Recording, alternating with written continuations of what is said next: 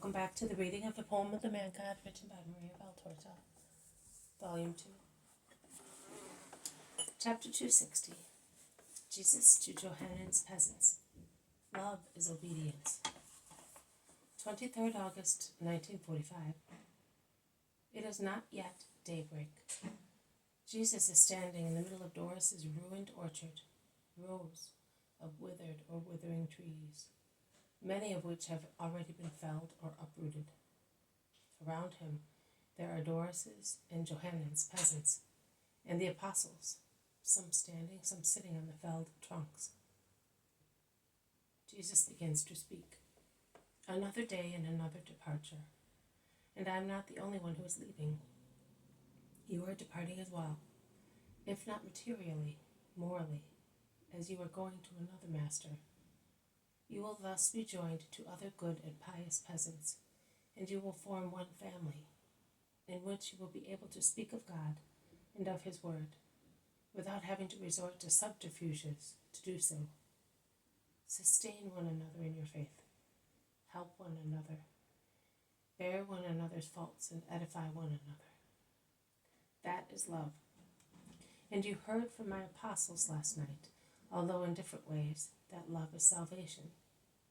Simon Peter, with his simple, kind word, made you ponder how love changes your heavy nature into a supernatural nature. How a man without love may become corrupt, and corrupting, like a slaughtered animal that is not cooked. Or he may become useless, like wood rotten with water, that will not burn in a fire. And how love makes a man live in the atmosphere of God, and thus he comes out of corruption and becomes useful to his neighbor. Because believe me, my dear children, love is the great strength of the universe. I will never tire telling you. All the misfortunes on the earth come from lack of love, beginning from the death and diseases caused by the lack of love of Adam and Eve for the Most High Lord, because love is obedience. He who does not obey is a rebel. He who is a rebel does not love him against whom he rebels. Where do another general or particular misfortunes come from, such as wars or the downfall of contending families? From selfishness, which is estrangement, and the ruin of welfare through God's punishment follows the downfall of families. Because God, sooner or later, will strike him who lives without loving. I know that it is rumored here, and because of such rumor I am hated by some, looked at with fearful hearts by others, or invoked as a fresh punishment, or tolerated for fear of punishment. I know that it is rumored here that it was my look that made these fields cursed. It was not my look, but the punished selfishness of an unjust and cruel man. If my eyes were to scorch the land of all those who hate me, very little green would be left in Palestine. I never avenge myself for ill will manifested towards me, but I hand over to the Father those who stubbornly persist in their sin of selfishness towards their neighbor and sacrilegiously deride the precept of love. And the more one endeavors to persuade them to love by means of words and suitable deeds, the more cruel they become. I am always willing to raise my hand and say to a repentant soul, I absolve you, go in peace. I will not offend love by agreeing to inconvertible harshness. Always bear that in mind. To see things in the right light and disprove tales, which are always different from the truth, whether they are told out of veneration or angry fear. You are changing, Master, but you will not be leaving this land, to take care of which in its present state seems madness. And yet I say to you, do your duty on it. You have done it so far for fear of cruel punishment. Do it also now, although you are aware that you will not be dealt with as in the past. Nay, I say to you, the more humanely you are treated, the more diligently and cheerfully you are to work, to return humanity through your work to those who grant you humanity.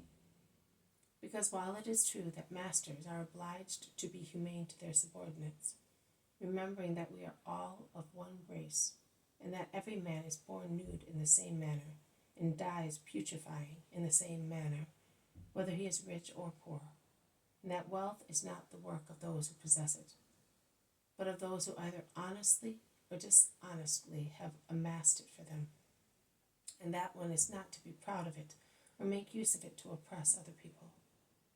Instead, one should use it with love, discretion, and justice, in order not to be looked at with severity by the true master, who is God, who cannot be bought or seduced by jewels or gold talents, but can be made our friend only through our good deeds. Because while all that is true, it is also true that servants are obliged to be good to their masters. Do the will of God, who wants you in your humble condition with simplicity and goodwill. You know the parable of Dives. You know that not gold but virtue is rewarded in heaven. Virtue and submission to the will of God. Make God the friend of man. I know that it is very difficult to be able to always see God through the deeds of men. It is easy in good people. It is difficult in bad people. Because your souls may be induced to think that God is not good. But you must overcome the evil done to you by men tempted by Satan. And beyond that barrier that cost so many tears, you must see the truth of sorrow and its beauty. Sorrow comes from evil.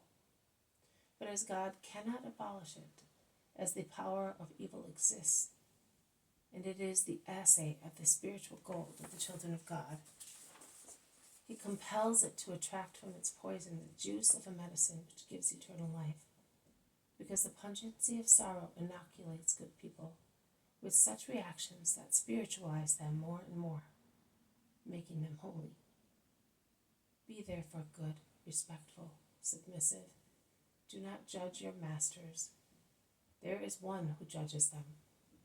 I would like the man who commands you to become just, to make your life easier, and gain eternal life himself.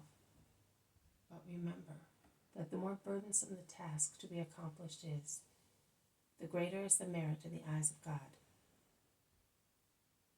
Do not try to defraud your master. Money or victuals obtained by fraud do not enrich or satisfy anybody's hunger. Let your hands, lips, and hearts be pure.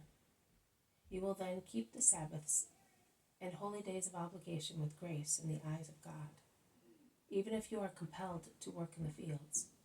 I solemnly tell you that your labor will be worth more than the hypocritical prayer of those who go to fulfill their duty to be praised by the world, because in actual fact, they infringe the precept by disobeying the law that prescribes that each man and all the members of his family are to keep the Sabbath and festivals of Israel for their own sake. Because prayer does not consist in actions, but in sentiments. And if your hearts love God in a holy manner, they will celebrate the rites of the Sabbath and festivals, which other people prevent you from keeping, better than they do and under every circumstance. I bless you, and I will now leave you, because the sun is rising, and I want to be on the hills before the heat of the day. We shall meet again soon, because autumn is not far. Peace be with you all, both the new and the old servants of Johanan, and may your hearts be serene. And Jesus sets out, passing through the peasants and blessing them one by one. Behind a large withered apple tree, there is a man half hidden. But when Jesus is about to pass by, pretending he has not seen him, the man jumps out and says, I am Johanan's steward. He said to me, if the Rabbi of Israel should come, let him stop in my fields and let him speak to my servants. They will do more work for us, because he teaches only good things. And yesterday he wrote to me, informing me that as from today they, and he points to Doris's men, are with me.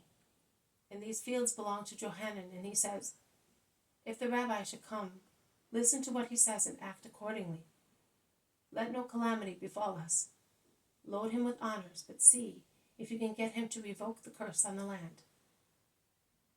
Because you must know that Johanan bought it out of spite. But I think he already regrets it. It will be a great achievement if we can turn it into grazing ground. Did you hear me speak? Yes, master. You know, then, how to behave, both you and your master, to have God's blessing. Tell your master, and as far as you are concerned, moderate his orders, because you know how burdensome, in actual fact, is the work of a man in the fields, and you are well liked by your master. But it is better for you to lose his favor and your position rather than lose your soul. Goodbye. But I have to honor you. I am not an idol. I do not need interested honors to grant graces. Honor me with your soul by practicing what you have heard, and you will serve God and your master at the same time. And Jesus, followed by the apostles and the women, and then by all the peasants, goes across the fields and directs his steps towards the hills, greeting everybody once again. This has been a reading from the poem of the Man God, written by Maria Valtorta, Volume 2. Chapter 260, Jesus to Johanan's Peasants. Love is obedience. Thank you for listening. I will see you tomorrow. May God bless you, and may peace be with you.